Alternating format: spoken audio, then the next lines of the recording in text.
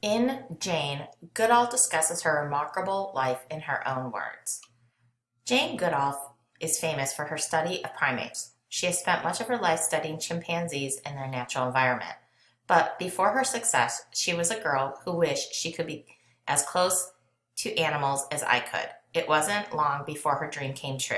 She began her studies in 1960 in Tanzania, a country in Africa.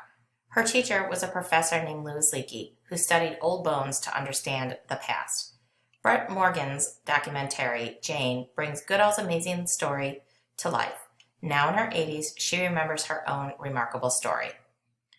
Observing chimpanzees up close.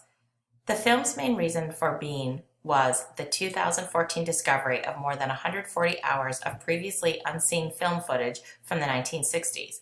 It was filmed mostly by her husband at the time, Hugo van Lawick.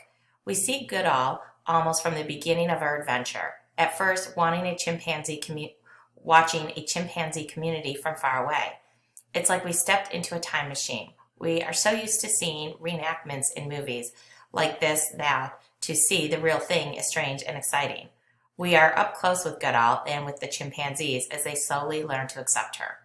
She says that the chimpanzees saw her as an outsider at first. She was a strange white ape to them because the chimpanzees were not friendly with her. She felt that I wasn't really learning anything. When Leakey hired her, she was 26 years old and too poor to go to college. She didn't have any experience as a professor or writing research, but Leakey saw that she had the right qualities. Goodall had an open mind, a love of knowledge, patience, and a love of animals. Like us in so many ways. Goodall's big breakthrough came when she observed the oldest male of the tribe, who she named David Graybeard. He made a twig into a tool for eating termites. Until then, scientists thought that only humans made tools.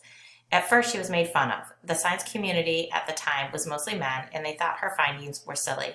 Slowly, though, her findings were accepted. And of course, it's wonderful to see in this film, see David Graybeard actually poking his twig into the ground and nibbling termites. Seeing is believing. Leakey's mission for Goodall was to learn about the links between the great apes and our pre-human ancestors.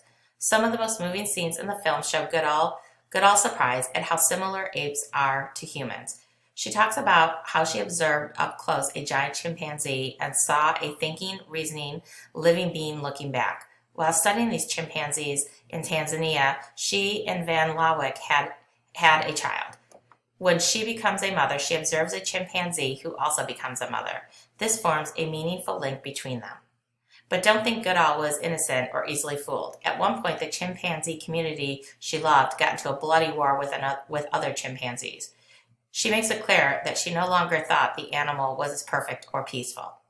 She had earlier said that the more I learned, the more I realized that chimpanzees were like us in many ways.